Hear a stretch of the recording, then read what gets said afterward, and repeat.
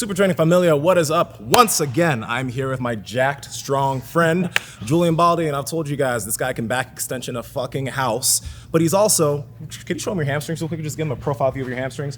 The fuck is that thing hanging off of his leg, right? So in this video, Julian is gonna take me through the regressions of the typical dumbbell RDL, because all of us RDL as powerlifters, but there's a reason why we should be doing all the stuff that Julian's gonna be showing us here. So Julian, Yes, help us out, take us away. Okay, so the important thing about the hamstring, you gotta be balanced. That's especially for athletes, but even powerlifters and bodybuilders, because if you have a little power leak or a leak between your left and your right hamstring, you could create pains and problems. For instance, that's why I like to start off with a single leg RDL. Okay. So you can use, just dumbbells right here.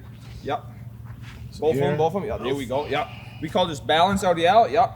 Keep your leg straight. Keep it straight. Yeah, there we go. Okay. There we go. And control it up. Good.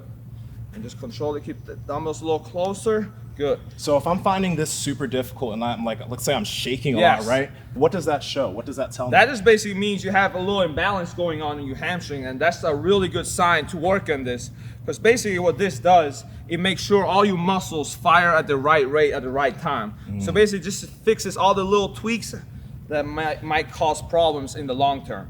Okay, cool. There we go. So what's next in terms of the progression? Okay, so the next thing what we like to do is the single leg supported RDL. So basically it's similar as this one, but now we're gonna put our leg supported like this.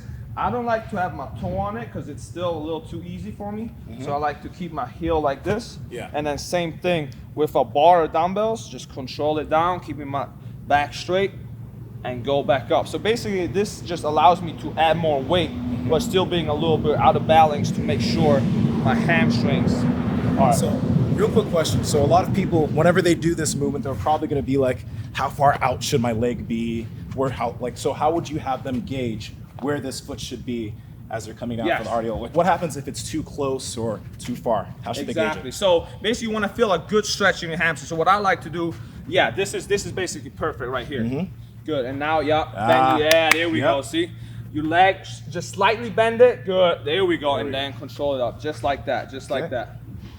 Just like that. Yeah. And one thing that's really important: if you use a bar, the bar gotta touch your leg the whole time. Keep the bar close. Yeah.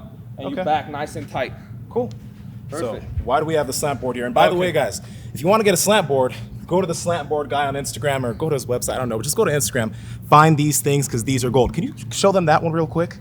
That's a custom slant board that has a chakra on it, baby. It's so dope. But anyway, let's get back to this. So for this one, I'm gonna take a bar because now we're already like pretty advanced, let's say. Okay. But what we like to do, we put one foot on top, same thing, slightly bent. And here what I like to do is have like one foot in between so we know the distance. Okay. Same thing, chest out, back straight. Control it down. This is gonna really get, you guys gonna feel a nice stretch on your hamstring and your calf.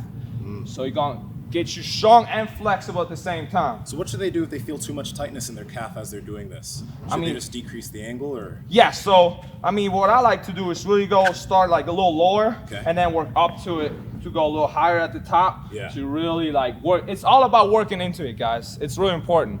Like it's all about progressions. Once you get good at it, then keep progressing at it. But just make sure you do it well. And let's just give you guys some quick perspective on this, because a lot of us are like, why are we gonna do all these things when we can already do the RDL? Like Julian mentioned, this is about fixing imbalances. When you go into the bottom of a squat and your knees come in and you're here, that's because of some imbalances, and this can help fix that. This could be the difference between you squatting 400 pounds and potentially 475, 500 pounds in a clean fashion. Just to elaborate on that, for instance, like we did with the first progression we started, the single leg balancing one, well, you're gonna notice your glutes gonna be on fire too. So what does mean? Okay, so now when I squat, my glutes gonna be engaged more. So now it takes the pressure off my knee if my knee hurts at the bottom of the squat. You know what I mean? So it's all about fixing those little things. Sick. Anyway, I'm pretty sure that we managed to do this underneath 5 minutes. If we didn't, well, you guys are still here, you're still watching, you're still learning. That's a good thing. So once again, Julian, thank you. Where can people find you, homie? Where can people find you? I'm on Instagram, Twitter, at Julian_Baldi, B-A-L-D-I is my last name, and on TikTok, at Coach_Juice.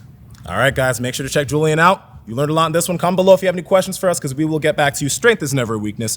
Weakness is never a strength. Take it. Hey. Catch y'all later. You're supposed to say catch y'all later. Catch y'all later. I didn't know.